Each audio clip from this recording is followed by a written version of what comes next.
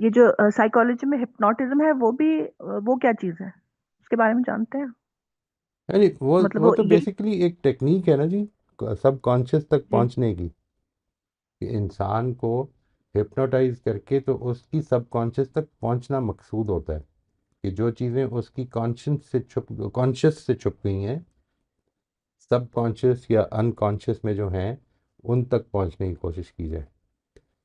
तो मैं अनफॉर्चुनेटली इसका, यहाँ पर मेरे हमनाम ही हैं जो ये काम किया करते थे, उनकी एक वर्कशॉप में एक साथी ले गए थे मुझे। तो बड़ी मुश्किल हुई थी मुझे एक तो उस वर्कशॉप में गुजारा पूरा करने की भी, और फिर बड़ी डांट पड़ी थी मुझे कि तुम हिप्नोटाइज क्यों नहीं होते हो।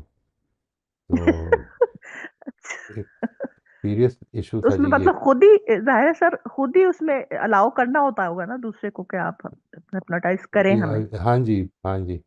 मैंने जावेद साहब से जब बात की थी अपने उस्ताद से, तो उन्होंने कहा था कि तुम्हारा माइंड बहुत ज़्यादा रैशनल है, दिस बिकम्स डिफ़िकल्ट।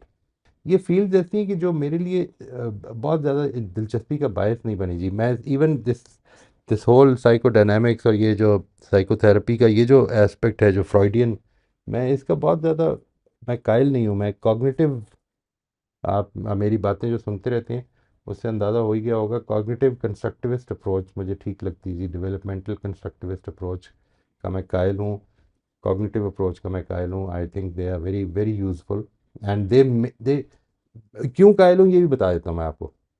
यानी ये this is an important point. मैं हर उस चीज़ से कायल हूँ जो इंसान को एम्पावर करने वाली है। यानी जो ये मुझे बताती है ना कि इंसान, ये प्रॉब्लम है, इंसान बदल सकता है, मैं उसका कायल हूँ। ठीक है सर। सर वो ये वाली बात जो हो रही है, ये जो फकीर और ये कुछ मलंग टाइप आ जाते हैं आजकल, काफी ये सर्कुलेट हो रही है बात के वो एकदम गाड़ी रोक देते हैं और वो जैसे एक तरह से हिप्नोटाइज की तरह।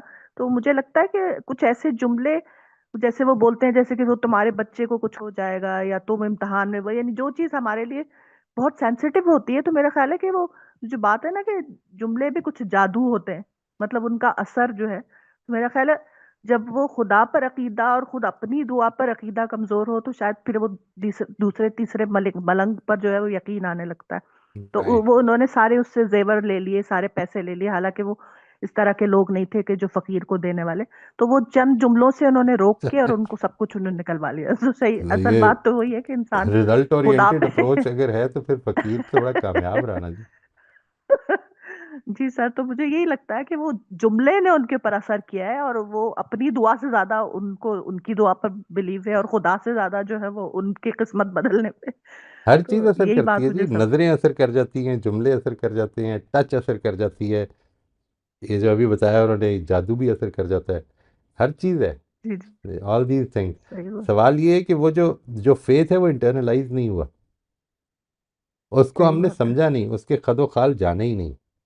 हमने बस ये बिल्कुल समझा सही। कि ला इलाहा इल्लल्लाह मोहम्मद रसूलुल्लाह क्लास 1 से लेकर 13वीं जमात तक, 14वीं जमात तक पढ़ा देने से इंसान मुसलमान हो जाता है, ये समझा हमने, सही बात है। कि कुछ अजम्पशन थी ना और हमारी।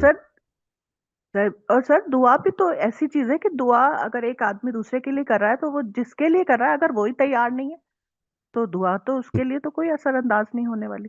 जैसे हजरत इब्राहिम ऐसे अपने ही, बाप के लिए दुआ कर रहे थे, लेकिन जाहिर है वो अपनी जगह मजबूत थे, उन्होंने नहीं वेरी लेना था। गुड एग्जाम्पल, तो अल्लाह ताला ने कहा कि, वेरी अल्लाह गुड ताला ने एग्जाम्पल। कहा कि तुम जो है कि उन्होंने ऐसे ही, छोड़ दी दुआ करनी उनके बाद। थैंक यू ऐसे ही। सर।